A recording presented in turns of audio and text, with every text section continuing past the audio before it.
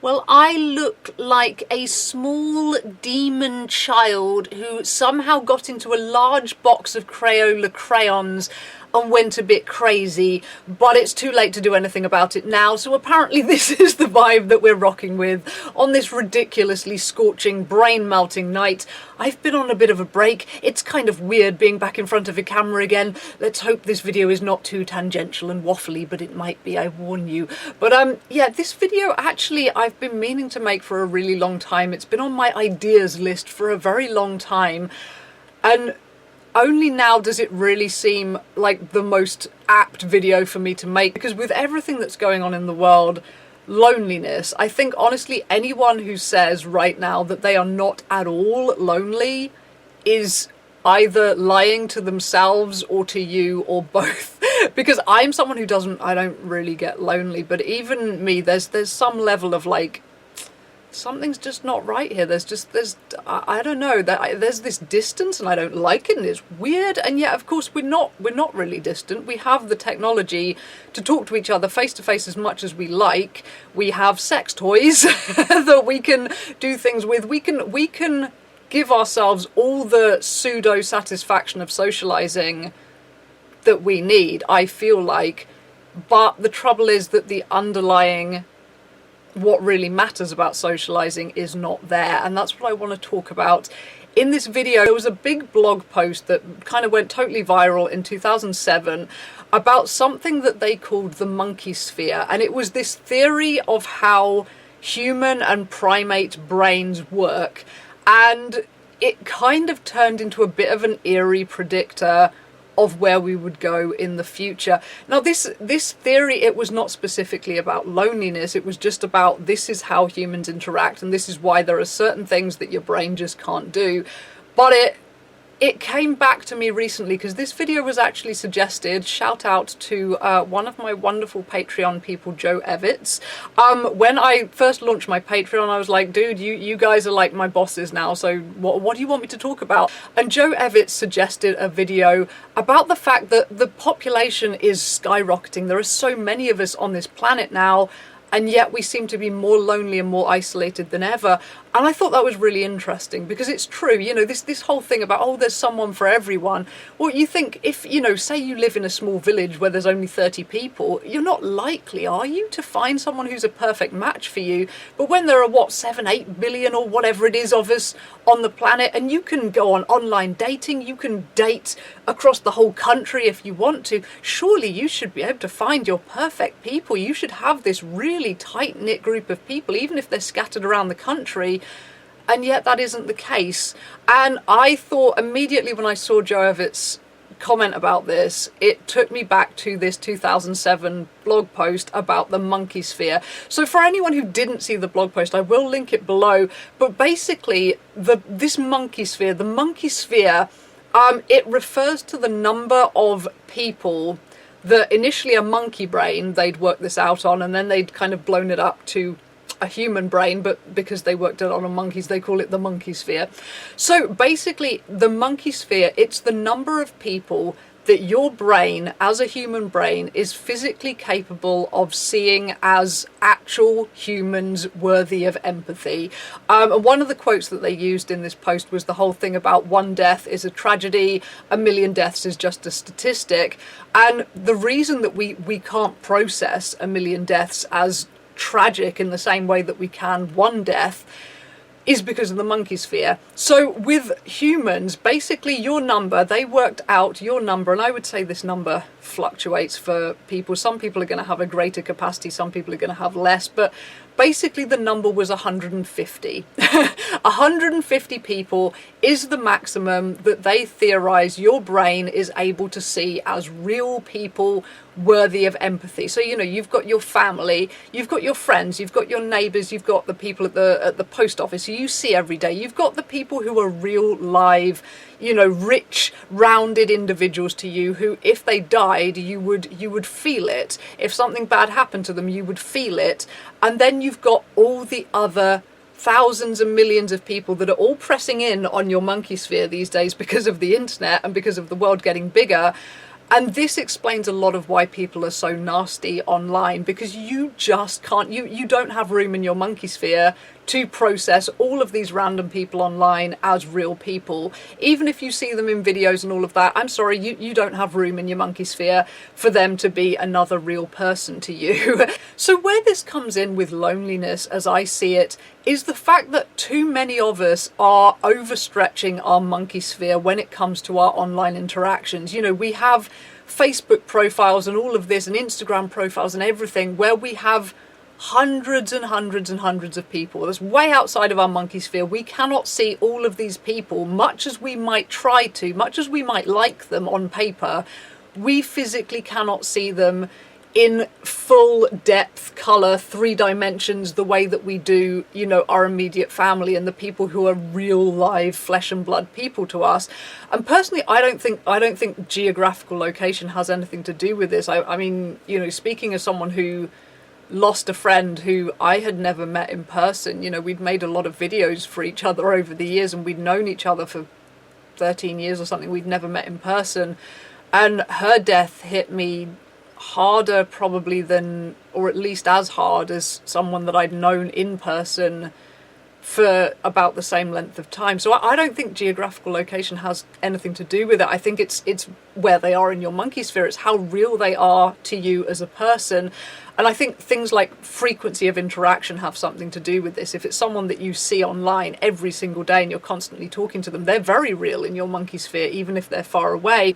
But because of the fact that so many of us are completely overstretching our monkey spheres, and we have all of these friends who we can't really see as real people, you know, they're sort of bits of people to us. You know, there's the girl who's into horses, or there's the dude who's the drummer, or there's the barman guy who's kind of sexy but I don't know anything else about him. You know, we have snippets of people on our Facebook. We only know them as snippets of people.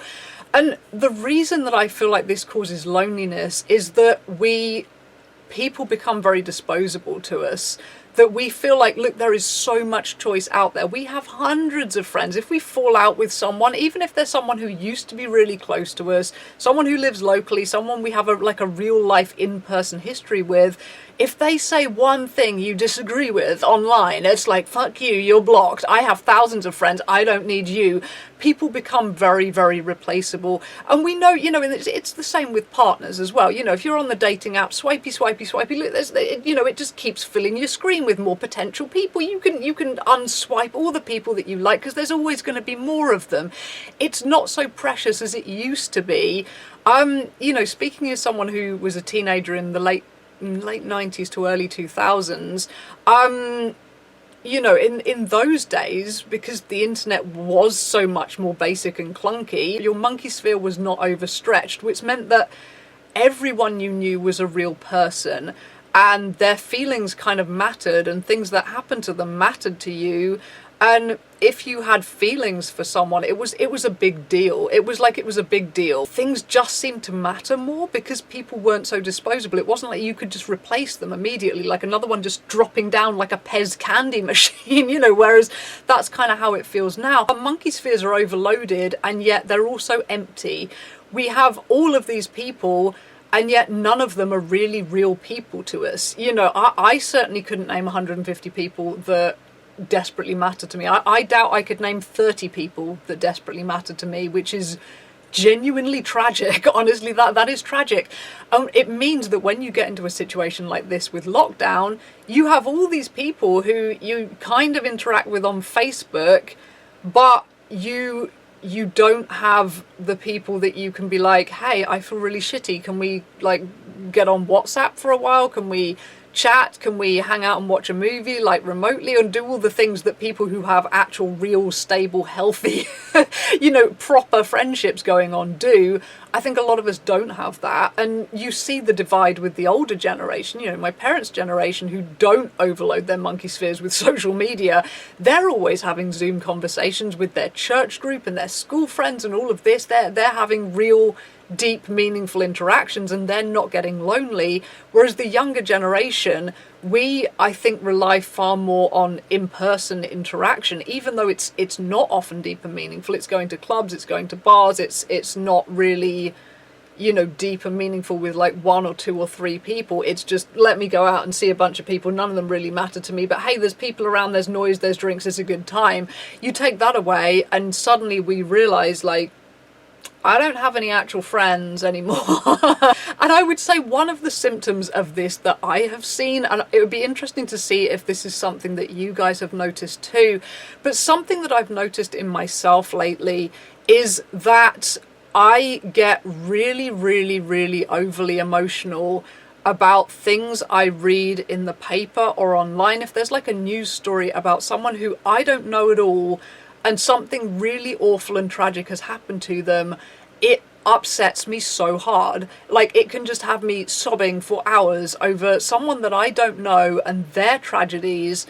And, you know, obviously it's good to have empathy. It's good to read a newspaper and actually be touched by terrible things. But at the same time, when it affects you that much, and then the thing is, like, it really gets to you that day, but within a week you've forgotten their name. And that's not really the way things should work, is it? You know, and I think this is a symptom of the fact that your brain wants to connect. It wants to have connections. It wants people to matter.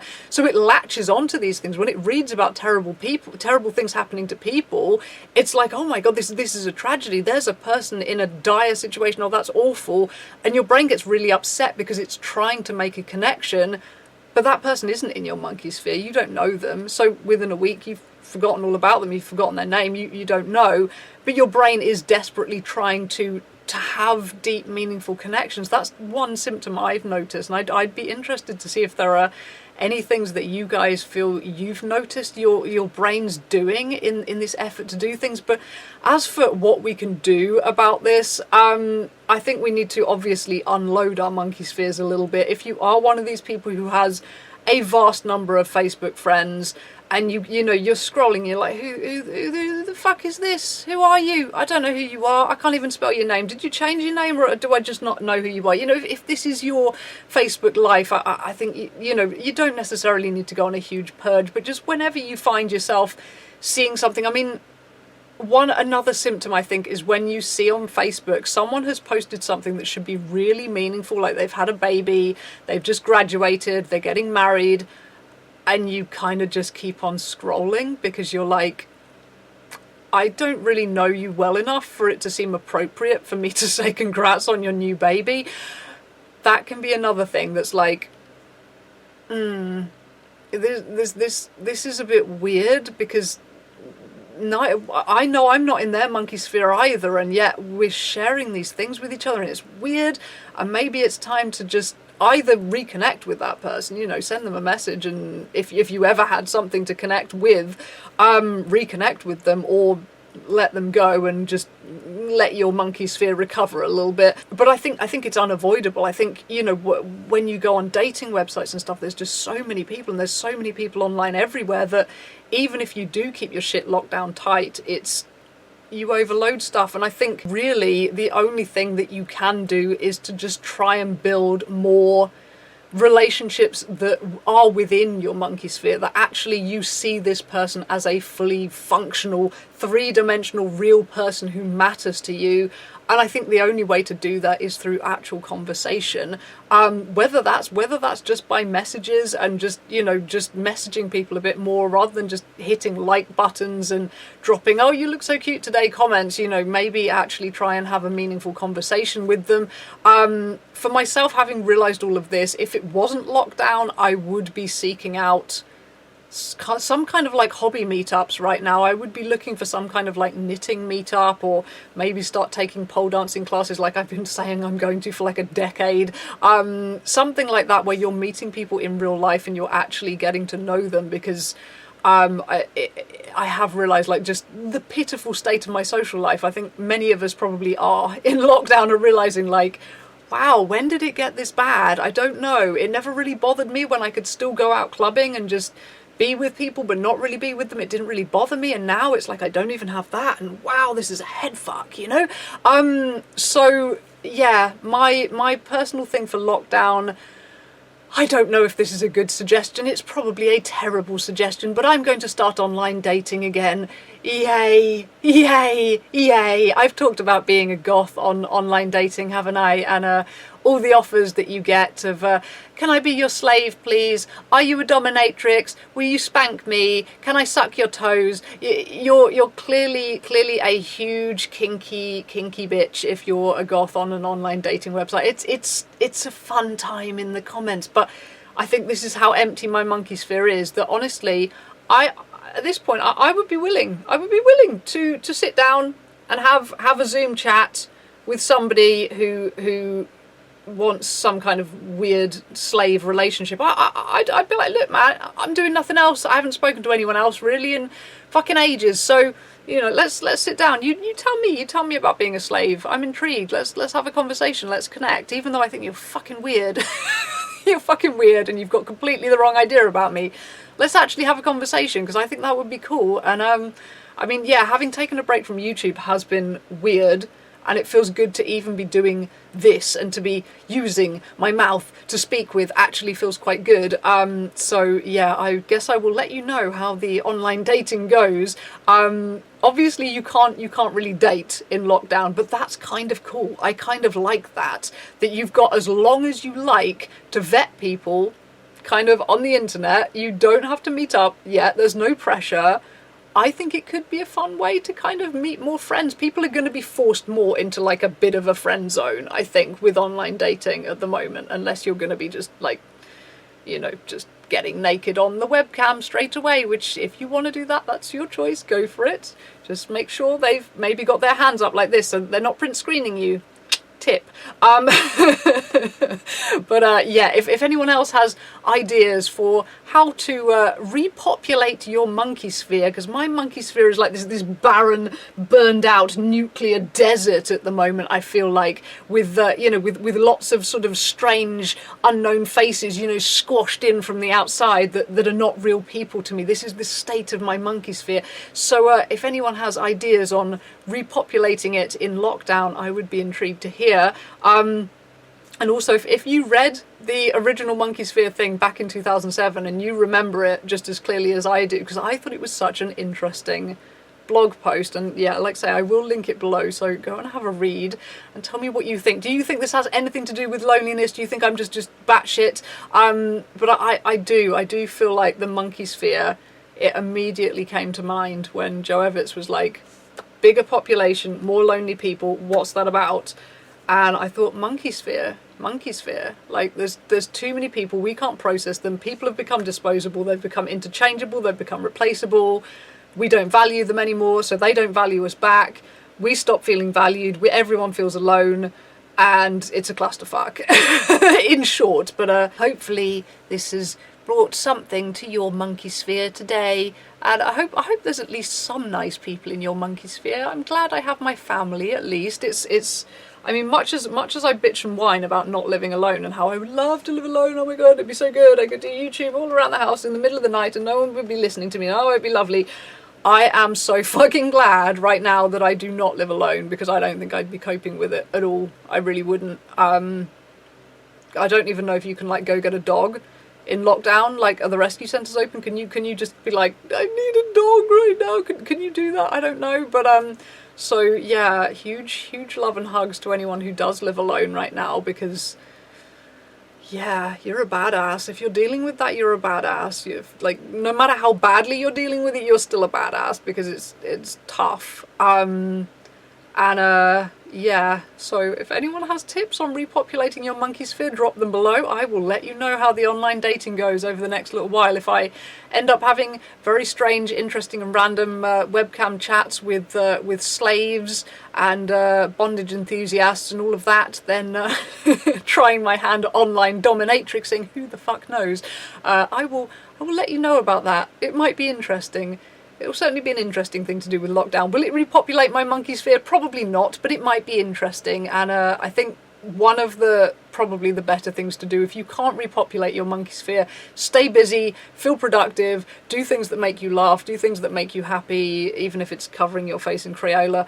And that's one way to just get through it day by day if you have to, until you can find something bigger and stronger to latch onto. I hope your monkey sphere is a bit better than my monkey sphere, but it's good to realise it though. It is good to realise you need to do something about this. Like, dude, you need to do something about this.